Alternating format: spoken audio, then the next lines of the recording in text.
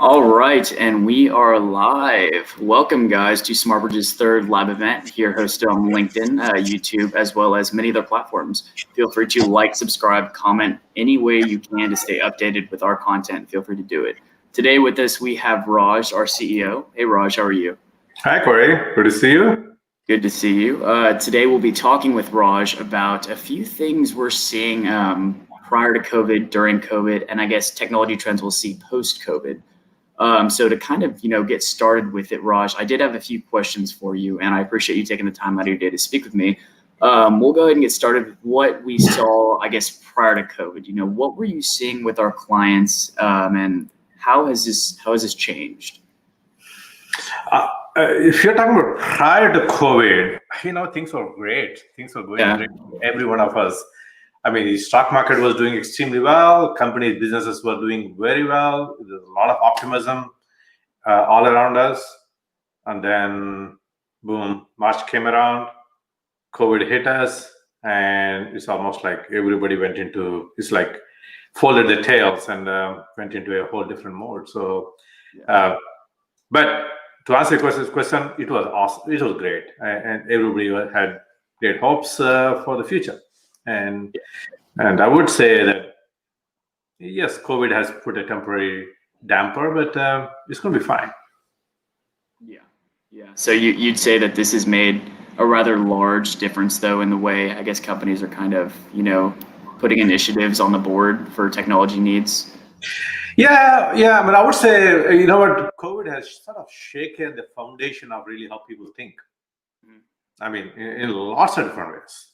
No doubt, COVID has an impact on every organization, both positive and negative, right? I mean, every organization and every individual working in those organizations has been impacted by COVID. I don't think we have seen something like this ever before, right? I mean, in my life, I'm 56 years old now, and I have not seen anything like this before. Yeah. And I bet my parents have not seen anything like this before, because really the last time when something like this happened was in 1918 with the Spanish flu.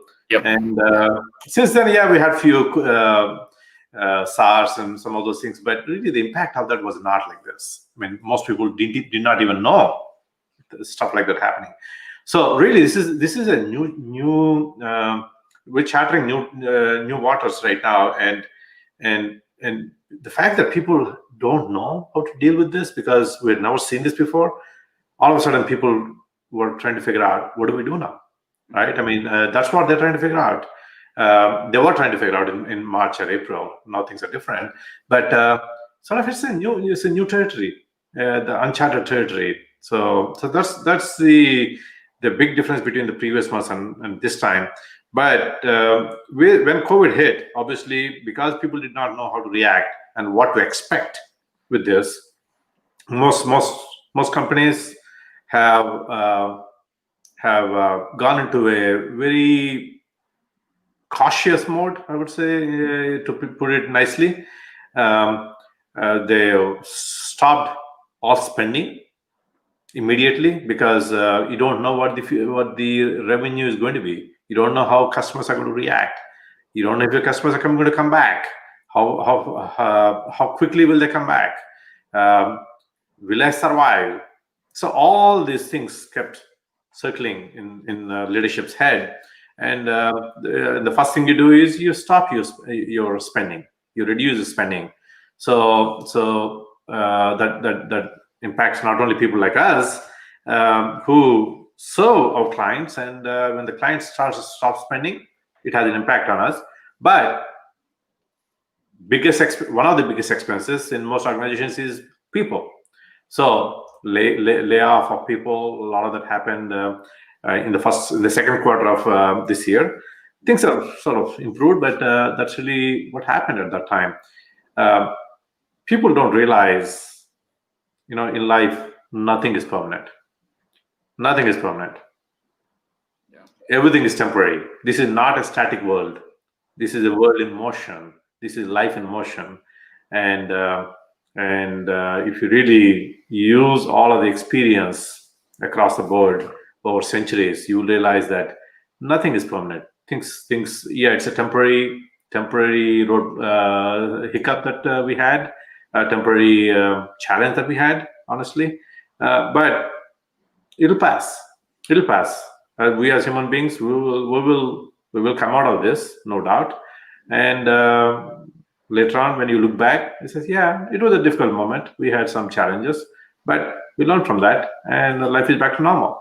So that's what will happen. So knee-jerk reaction sometimes is, yes, sometimes people take knee-jerk reactions. Some people are more careful, and immediately they go into a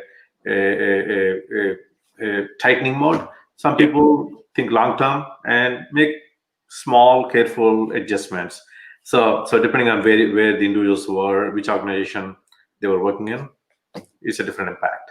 But a lot of companies do. I want to touch on what you said there, because a lot of companies kind of go on a defensive mode when they don't know what's going on. Your first, intention is to, cut spending, whether it's hiring new people, firing current people, etc. But we've always learned that the best defense you have is offense to keep moving forward. So as if you were to operate as if this is the new normal, whether how long it's going to be is probably your best interest. So as soon as companies start to realize that, I think that really is going to put them in a better light instead of just trying to weather a storm that may or may not pass. I mean, the fact that COVID, there will be a cure, and that itself will pass. But what's going on today may or may not. I mean, it's opened our eyes to a new way of living, and who knows what happens. You said it right.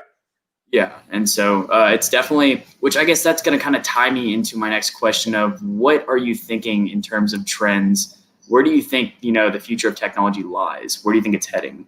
Yeah, actually, that's a great question. Interestingly, maybe I think in the context of COVID, this actually is a very relevant question. And let's sort of analyze this a little bit.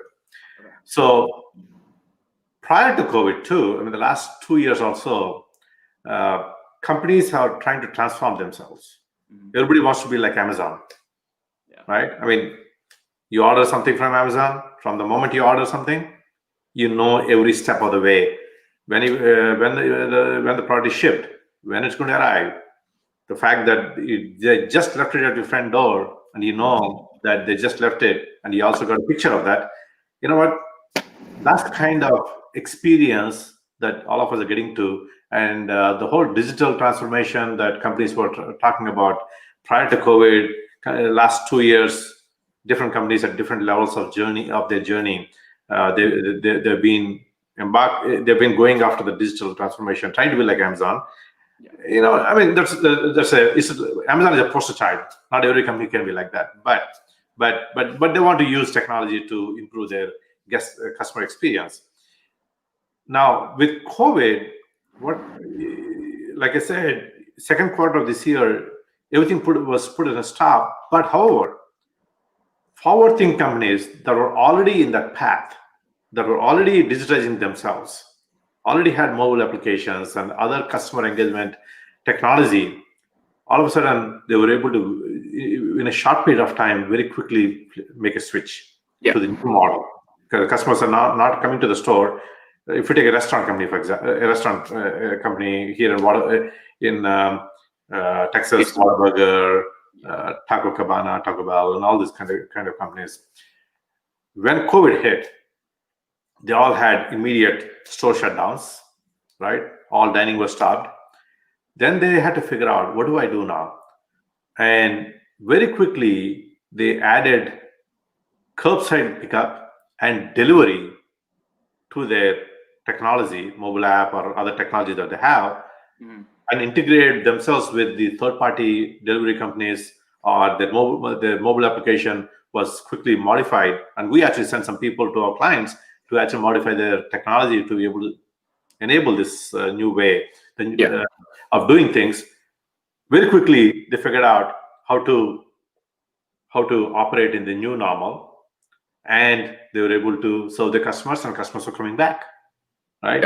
So then the business that went down very quickly picked up, to the point that some of these companies are doing much better than what they were doing before. Oh, wow. Despite the fact that dining was closed for a period of time. So very interesting trends that are happening. So this whole digital, companies that were prepared ahead of time thrived, and the companies that were not prepared continue to struggle. And you've seen a lot of companies that actually folded, that went to bankruptcy, because they don't know how to handle this scenario. Whereas Amazon, I think their revenue went up by 80%. Right? So some companies that are already digital are doing extremely well, and companies that were already in the path of creating the digital, they've accelerated and they're doing well, right? So the big trend that we see now is all this technology. Technology is now in the forefront. Several months back, if the CEO said, you know what, we'll invest a little bit in technology. Now the CEOs are saying, that's the same technology that saved our company. So I think we need to accelerate the journey, and we need to accelerate that whole technology transformation that we're trying to do. So the trend now is 2021 is going to be great for technology. A lot of technology initiatives. Gartner, McKinsey, those are big consulting companies that advise C-suite. McKinsey said, what companies plan to do in the next 5 years, they're going to accelerate to do everything in the next 1 year or so. That's the pace of acceleration that will happen when it comes to technology. And a lot of technology things, when we talk about technology, a lot of things come into play. But really, that is the trend that's happening now. So we have seen that already in the third quarter and the fourth quarter of this year. A lot more investment going into technology. We were able to work from home because of technology, right? We're able to transact with our where we buy products from, sitting at your home very easily. Now, we were able to do some before, but not everything. but now we're able to do across all the things that we consume, Yeah. right? Yeah. So I mean, I'm very excited about the future because technology, because of what we do in technology, a lot of what we do is enabling these digital ways of doing things. So given the trends that are happening, I think that's awesome. When you talk about trends, everything about customer, making it easy is one major trend. Automation is going to be big. Yeah. I think anything that can be automated will be automated in the next 2 to 3 years. So any manual processes that are there, that'll be automated. So automation is actually going to be very big. And then modernizing systems is going to be very big. And data, everything about data. Today, everything is about data. And analysis of data, and using machine learning and AI to be able to forecast or to be able to make very good decisions based on all of the data that you harness. Those are the major trends that I see that are going to accelerate in 2021. Yeah, no, I couldn't agree more. And I actually do want to touch on, you had said data. The way I like to think of it is data being this century's currency, because a lot of, like you said, decisions are made based off data. So being able to analyze, understand accurately what that data is saying, in turn, make decisions that benefit the company a lot more. So I think that's going to be really big alongside automation and all these other things. But that's something that kind of stuck out to me. Okay, so data is a digital gold if you can harness it and convert it to gold. So the trick is harnessing it. I agree. Okay, so Raj, you are a business owner. You directly have been affected by COVID, as well as a lot of recent college grads who unfortunately graduated at this time in the world. But it could be looked at as a positive and negative. It's how you want to look at it. But everyone's kind of going through the same thing. But you guys specifically have gone through a little bit more. So is there any advice you could offer to other business owners, as well as recent college grads who are kind of looking for a job? So interesting question. Yeah, it is a unique time, especially for college grads. I think several of people. I know I've talked to a lot of companies, and I've talked to individuals that have graduated this year. I know companies have slowed down some of the graduate hiring, but a lot of companies have honored the offers that they made this year. But I know several other people were not in that lucky state where either the offers were honored or they have received the employment opportunities in this COVID environment. I know it's a very difficult situation. Okay, my advice to them is, again, I go back to, this is a temporary situation. Don't think this is all hell is breaking loose. Okay, you will be fine in the long run. So this is very temporary. We'll get over this. Companies will get over this, but you should not lose heart. So the most important thing, and there is hiring going on now because we are actually picking up. Certain segments of the industries are picking up. Certain segments of the companies are picking up. Actually, the college hires that have very good skills are in great demand right now, I would say. Actually, we are hiring. I mean, during COVID, we did not lay off anybody because we think long term, we don't think short term. And now we're looking at hiring people at a college, at a entry level to be able to groom them, because we need people at all levels. So when people like us, or other companies too, when they look for college grads, really what they're looking for is not necessarily always previous experience. What they're looking for is critical thinking skills.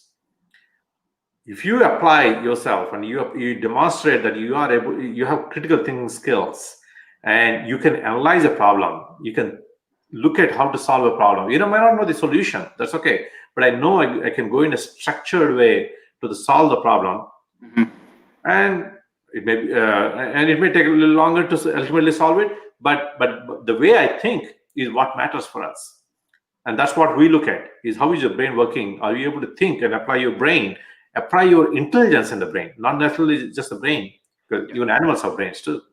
But are we using intelligence to be able to solve the problem? That's one of the core things we look at. And then, are you somebody that takes initiative to learn and to do things, because you have to walk the talk. You have to demonstrate you're hungry, and you have to walk the talk. Means that hey, these are the trends. This job requires this skill. Okay, let me spend some time. Let me research and let me acquire a little bit of the skills. So when I go to the interview, I can actually show that yes, I've learned. I've also done something with that to show you that yes, I'm saying that I've learned it, but I'm actually proving to you that I've done something that demonstrates my initiative.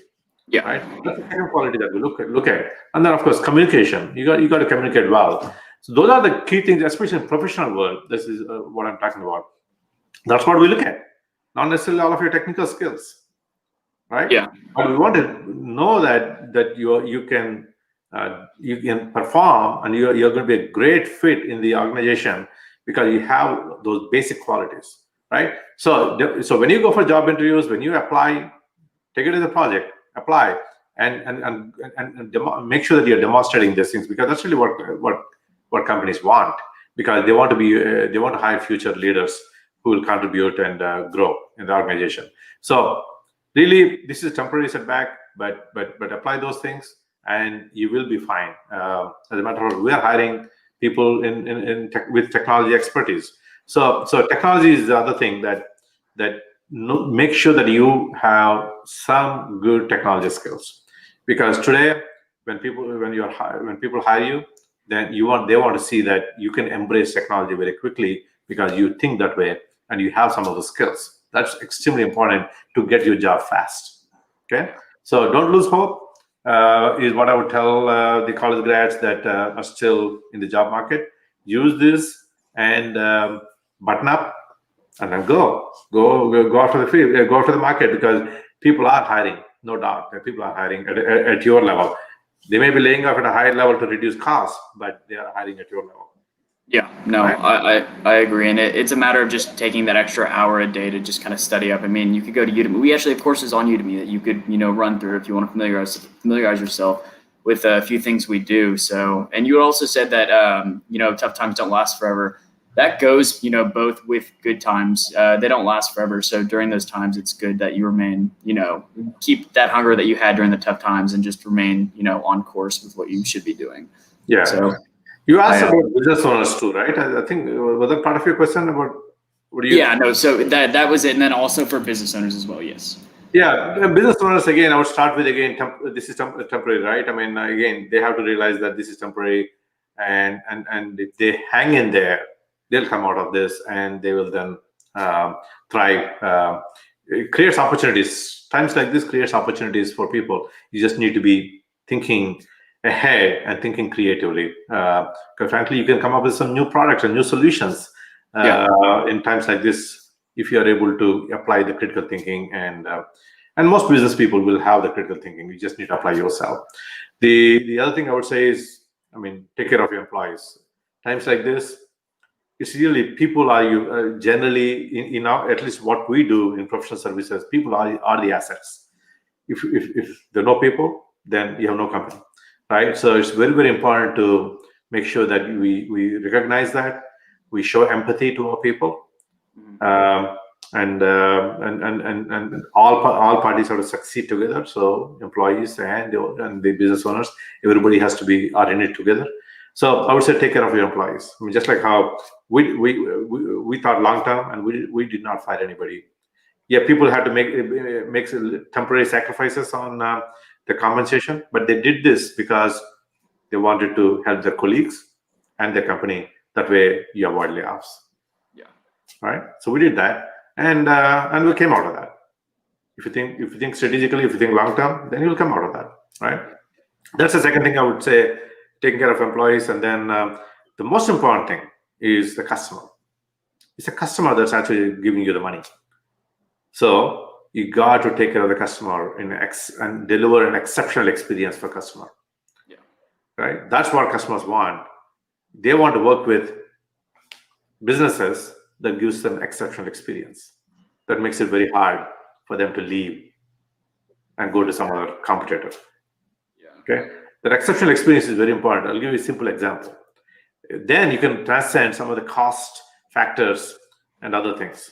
I'll give you a simple example, a couple of examples. So take Amazon, right? Do we ever think that Amazon actually gives you the lowest price? No. Actually, the other day, my daughter was buying something on Amazon, and then she created a cart, and then she showed me. I looked at that. Just wait a minute. Prices seems to be higher than what it should be. So I quickly jumped onto the manufacturer's site. These are consumer products, but I went to the brand site. Yeah. The price there was 40% lower than here. So where do you want to buy from Amazon? But a lot of people will buy no matter what, because they're blindly just going there. It's so easy because Amazon has made it so easy to click, one click, done, right? So invariably, a lot of people, especially youngsters, will invariably just go do it and just buy it from Amazon. Now, what to learn from that is the experience that Amazon creates that makes it so easy, eliminating the friction that the consumer has to buy products from Amazon, is what, with that, Amazon is actually making a lot of money, right? Mm-hmm. So that's the kind of experience.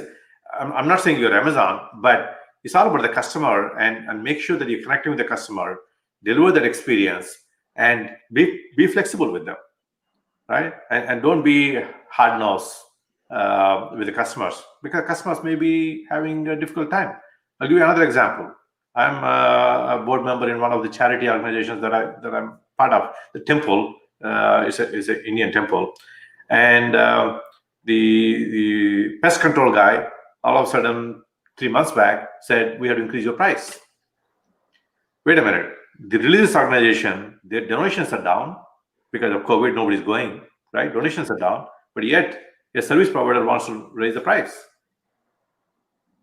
I think my initial reaction is, I think we should just fire that company, because there's no empathy in that organization, right? There's no empathy for the customer. So I told them, right, this is really a bad time. Our revenues are down, and we're trying to reduce our expenses. And you're saying you're going to increase your expense as a service provider? Fortunately, that company immediately said, you know what, we're not going to do it. So that's good for them. I'm actually glad they did that. But that's an example of how you need to sort of react and not blindly do things. But you need to empathize with the customers and do the right thing, because in the long run, things will work out. Right? Yeah. And then probably the last thing I would say is maybe two more things. Ask for referrals. Go to your customer and ask for referral, because referral is the best way to grow your business. Right? It's the cheapest way to grow your business. Ask for referrals. Don't hesitate, because they will have a lot of friends who may also want the similar services, right?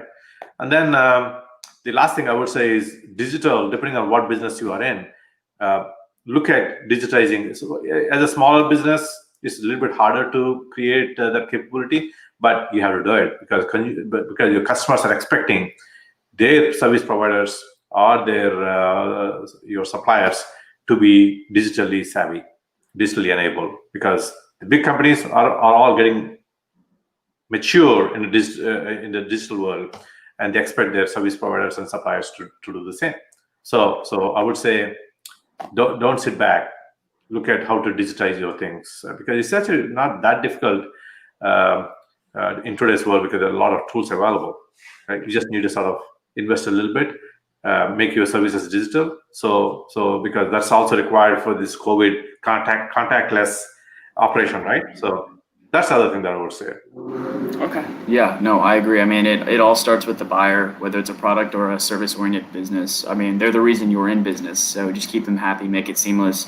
You'll be good to go.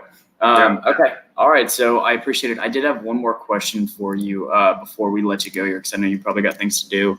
It's in regards to Smartbridge and services you kind of see us expanding on. So I know you mentioned robotic process automation earlier. Could you touch a little more on that, and if you see any expansion happening there or any other categories you're thinking of? Yeah. Okay. On the robotic process automation, basically, to simply, if I were to sort of simply state what it is, if you go to any company, any organization, you're going to see a lot of people, especially in accounting, finance, HR, payroll, supply chain. Yep. You typically would see a lot of people that have a defined role, and they have certain tasks that they do go through. On Monday, they do these things. Tuesday, they may do this. Friday, they may do this. Month end, they have to do this. There are a lot of repetitive manual tasks that they do, taking data from this system, taking data from this system, putting in a spreadsheet, massaging something, and then loading some data into this system, and then creating a report and sending it to the boss, and all these things that they do. Guess what? Repetitive manual tasks that people do with data and digital stuff, machines frankly can do it much faster, cheaper, and at a higher quality than humans. So why not let machines do those repetitive mundane tasks and free up people's time and use their time and their intelligence to improve and grow the business, to take care of customers, rather than being heads down doing things like this, right? That's the whole idea. So that's why this whole robotic process automation came up. Automation has been around for a long time, but this robotic process automation, they call it RPA, is a new trend that's came up in the last 2-3 years or so, where new tools are coming to the market with which you can now automate a lot of these things. And companies are now accelerating, especially COVID has created an environment where companies have to create efficiencies, reduce costs, and improve focus on the customer. So RPA is a big major trend now. A lot of large companies have already embarked on a pretty exhaustive RPA program across those companies, and a lot of the mid-sized companies are now jumping on the bandwagon too. So we're seeing a lot of demand for RPA ourselves, and we started that 2 years back, luckily, because we saw the trend coming, and now that's actually accelerating quite a bit. So we're doing that for very large organizations now. So, and I don't mean to interrupt you here, but so I wanted to say, so is it for your everyday person? Is it possible for somebody who doesn't know once they bring that on, or is this just for your coding programming type? This can be used by everyday people. Is that not right? Yeah. So RPA as a technology, yes, there is some coding sometimes for advanced stuff, but some of the basic stuff, you don't need coding. With these tools, you can actually do it yourself in organizations without coding. So I would say there's various levels. There's the simpler automations that you can do yourselves, the medium complexity and the higher complexity that you may want to partner with your IT or partners like us and implement those things. And you're not going to blindly automate everything that you see. I mean, you're going to go through a structured process to figure out based on ROI, return on investment, which ones you should do and which ones you should not do. But definitely that's one. The whole data management that you were talking about earlier, that is evergreen. That the data analysis to improve how you make decisions and frankly make machines make decisions analyzing the data to be able to grow the business is the trend. If you take Amazon, for example, Amazon has a lot of data. It's not the humans telling you, because you're buying this, you should buy this. It's the machines that are actually telling you that. It's all predictive analytics. It's all based on data. People who bought this also bought these other things. Are most likely they will need this combination of these other things, right? So machines actually drive the economic engine in these organizations in the future, and that's all data. So data is going to be huge, and it's always huge. I mean, already huge, and it will be huge, right? So those are some of the major trends that are happening. That's why I'm excited about the future of how technology is going to transform. All right, it's some exciting times ahead of us, and we can touch base in a year and see how everything went. But okay, well, I appreciate you taking the time out of your day to speak with us. If you guys need any assistance with any automation, digital transformation needs, feel free to reach out to me. My name is Corey Schreffler. Again, thank you, Raj, and then we will speak soon.